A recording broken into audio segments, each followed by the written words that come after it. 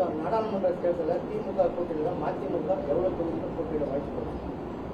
இது ஊடக நண்பர்கள் டெய்லி நீங்க கேட்குறீங்க, டெய்லி நானும் பதில் சொல்றேன்.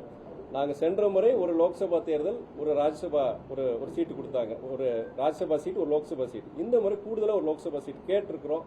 அவங்க திமுக தலைமையை பொறுத்த வரைக்கும் முதல் கட்ட அந்த பேச்சுவார்த்தை ரொம்ப சுமூகமாக முடிஞ்சு, அவங்க ரொம்ப கௌரவத்தோடு நடத்தினாங்க. அடுத்த கட்ட பேச்சுவார்த்தை போது இவ்வளவு சீட்டு தான் நாங்கள் பண்ண முடியும். ஏன்னா இத்தனை இயக்கங்கள் இருக்கு, உங்களுக்கே தெரியும், நிறைய இயக்கங்கள் இருக்கிறாங்க. எல்லாரும் கூடுதலாக கேட்டிருக்காங்க, நாங்கள் மாத்திரம் கிடையாது. எல்லா இயக்கங்களும் கூடுதலாக கேட்கும் போது அப்போ ஒரு சுமூகமான சூழ்நிலை இருக்கும். எல்லாருமே திருப்திப்படுத்துற ஒரு நிர்பந்தமான ஒரு கஷ்டத்துல இருக்கிறாங்க, கூட்டணி தலைமை இருக்கிறாங்க. அப்ப அடுத்த கட்ட பேச்சுவார்த்தை வரும்போது எத்தனை சீட், அப்ப இத்தனை சீட்டு சொல்லுவோம், அப்ப எந்த தொகுதி, இது இயக்கத்துடைய தலைமை அவங்க முடிவு பண்ணுவாங்க. சின்னம் பொறுத்த வரைக்கும் அது ஒரு அடிப்படையான ஒரு எந்த ஒரு அரசியல் இயக்கத்துக்கும் ஒவ்வொரு அரசியல் இயக்கத்துக்கும் ஒரு சின்னம் இருக்கும். அந்தந்த அரசியல் இயக்கங்கள் அந்தந்த சின்னத்துல போட்டி போடுறதா ஒரு நியாயமான ஒன்று. ஆனால் சென்ற முறை பொறுத்த வரைக்கும் சூரியன் சின்னத்துல எல்லாரும் போட்டி போட்டாங்கன்னா அதற்கு காரணம் இருந்தது. ஒரு போன இடம் என்னன்னா ஒரு இக்கட்டான சூழ்நிலையில ஏதாவது ஒரு புது சின்னத்தை, எங்களுக்கு பம்பர் சின்னம் இல்ல, அப்போ நாங்க புதுசா ஒரு சின்னத்தை தேர்ந்தெடுத்து நாங்க போட்டி போட வேண்டிய சூழ்நிலை இருந்தது. அப்போ புதுசா ஒரு சின்னத்துல நாங்க போட்டி போட்டு ஜனங்களுக்கு அந்த சின்னம் போய் சேராம அப்படி ஒரு தோல்வி ஏற்பட்டா அது கூட்டணிக்கு ஒரு தோல்வியா இருக்குன்னு சொல்லிட்டு அப்போ ஒரு நல்ல ஒரு எண்ணத்துல எங்களுக்கு மாத்திரம் கிடையாது, சிறுத்தைகள் எல்லா இயக்கத்துக்கும் சொன்னாங்க.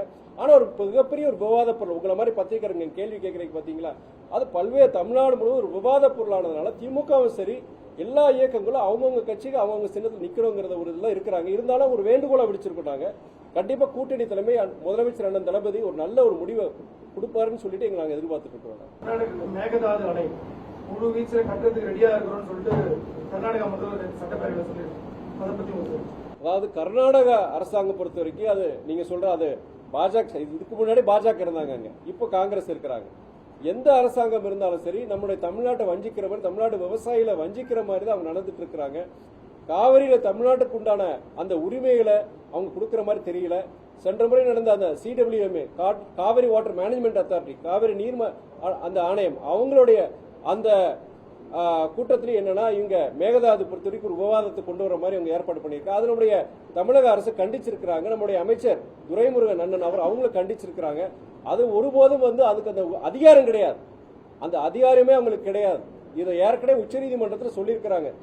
இந்த மேகதாது பொறுத்த வரைக்கும் அவங்க இருக்கிற தமிழ்நாடு மாத்திரம் கிடையாது, பாண்டிச்சேரி இதுல இருக்க மற்ற மாநிலங்கள், இந்த காவிரியால பயனடைகிற மற்ற மாநிலங்களும் ஒருமித்த கருத்து வச்சுதான் அந்த இதை பண்ண முடியும். இவங்களை எதிர்த்தோ மீறியோ அங்க இந்த ஆறு அவங்க கட்ட முடியாதுங்கிறதா அவங்களுடைய தீர்ப்பே இருக்கு. அப்படி இருக்கிற இந்த சூழ்நிலையை பொறுத்த வரைக்கும் அவங்க கர்நாடக அரசு எந்த முயற்சி எடுத்தாலும் கண்டிப்பா அது நடைபெறாதுங்கிறது நாங்க நம்பிக்கையோட இருக்கட்டும்.